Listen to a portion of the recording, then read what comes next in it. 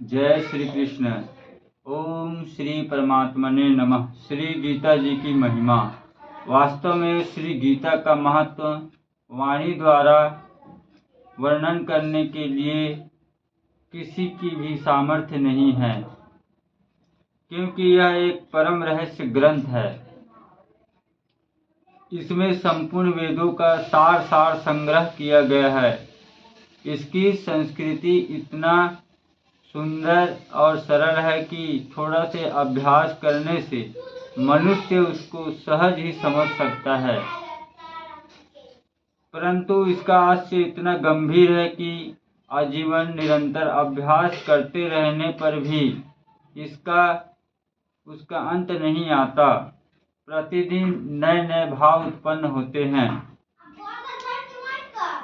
इससे यह सदैव नवीन बना रहता है एवं एकाग्रचित होकर श्रद्धा भक्ति सहित विचार करने से इसके पद पद में परम रहस्य भरा हुआ है, प्रत्यक्ष प्रतीत होता है। भगवान के गुण, प्रभाव और मर्म का वर्णन जिस प्रकार इस गीता शास्त्र में किया गया है, वैसा अन्य ग्रंथों में मिलना कठिन है, क्योंकि प्रायः ग्रंथों में कुछ न कुछ सांसारिक विषय मिला रहता है। भगवान ने श्रीमद् भगवत गीता रूप एक ऐसा अनुपमेय शास्त्र कहा गया है कि जिसमें एक भी शब्द सदुपदेश से खाली नहीं है।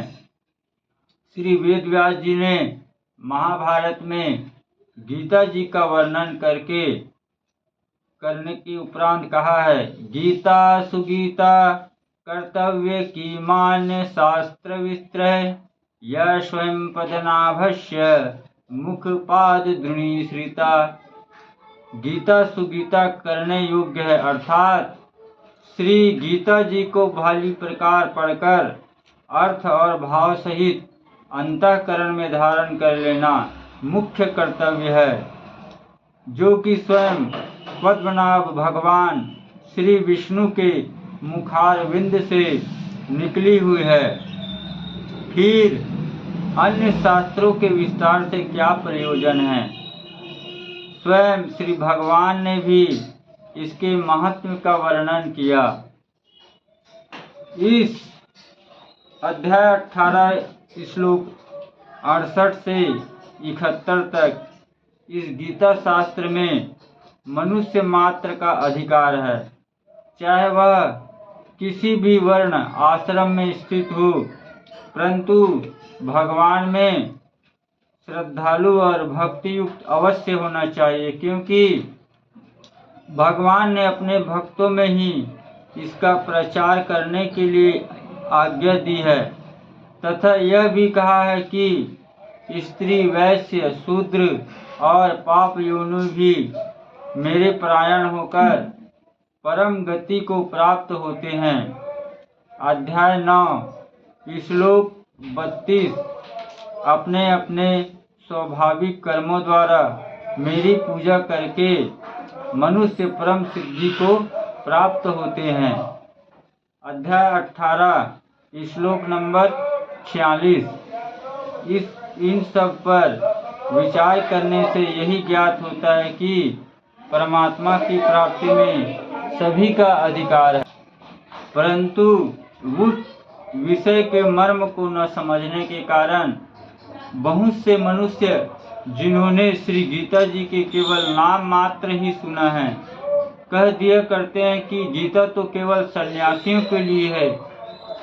वे अपने बालक को भी इसी भय से श्री गीता जी का अभ्यास नहीं कराते कि गीता को ज्ञान से कदाचित लड़का घर छोड़कर सन्यासी न हो जाए, किंतु उनको विचार करना चाहिए कि मोह के कारण छात्र धर्म से विमुख होकर भिक्षा के अन्न से निर्वाह करने के लिए तैयार हुए अर्जुन ने जिस परम रहस्यमय गीता के उपदेश से आजीवन गृहस्थ में रहकर अपने कर्तव्य का पालन किया, उस गीता शास्त्र का वह उल्टा परिणाम किस प्रकार हो सकता है।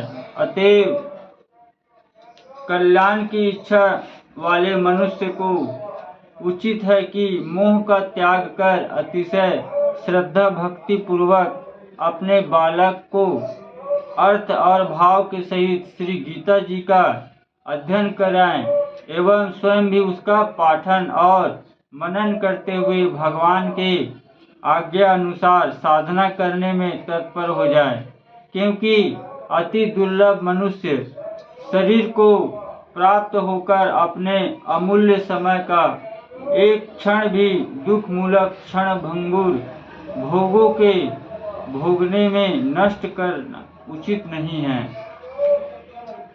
जय श्री कृष्ण।